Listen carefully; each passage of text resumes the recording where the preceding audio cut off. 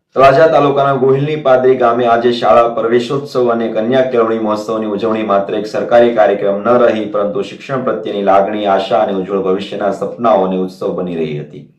શાળાના આંગણે નાના નાના ભૂલકાઓના ખિલખિલાટ અને વાલીઓના ચહેરા પર દેખાતી ખુશીએ સમગ્ર વાતાવરણને ભાવવિભોર બનાવી દીધું હતું. કાર્યક્રમમાં મુખ્ય મહેમાન તરીકે પ્રાંત અધિકારી તળાજા લાયજન અધિકારી જાગૃતભાઈ, જિલ્લા પંચાયતના સભ્ય શિવાભાઈ ડાભી, તાલુકા પંચાયતના સભ્ય નટવરલાલ બારૈયા, સરપંચ દશરથસિંહ ગોહિલ તથા આચાર્ય વિરેન્દ્રભાઈ પંડ્યા ઉપસ્થિત રહ્યા હતા.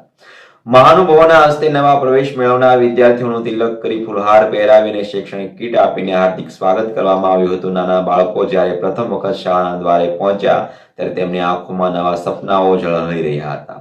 વાલીઓ માટે પણ આ ક્ષણ ગૌરવ અને લાગણીથી ભરપૂર હતી. શિક્ષણ જીવનને નવી દિશા અને નવી ઊંચાઈ આપે છે તેવો સંદેશ સમગ્ર કાર્યક્રમ દરમિયાન ગુંજતો રહ્યો હતો. મહેમાનોએ પોતાના સંબોધનમાં જણાવ્યું હતું કે આજના નાના વિદ્યાર્થીઓ જ આવતીકાલના ડોક્ટર, એન્જિનિયર અને શિક્ષક, અધિકારી અને દેશના જવાબદાર નાગરિક બનવાના છે.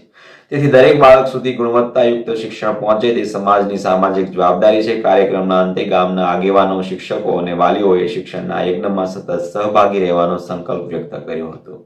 ગોહિલની પાદરી ગામે ઉજવાયેલા આ પ્રવેશોત્સવ શિક્ષણ પ્રત્યેની જાગૃતિ અને બાળકોના ઉજ્જવળ ભવિષ્ય માટેની પ્રતિબદ્ધતાનું સુંદર ઉદાહરણ બની રહ્યું હતું. નમસ્કાર.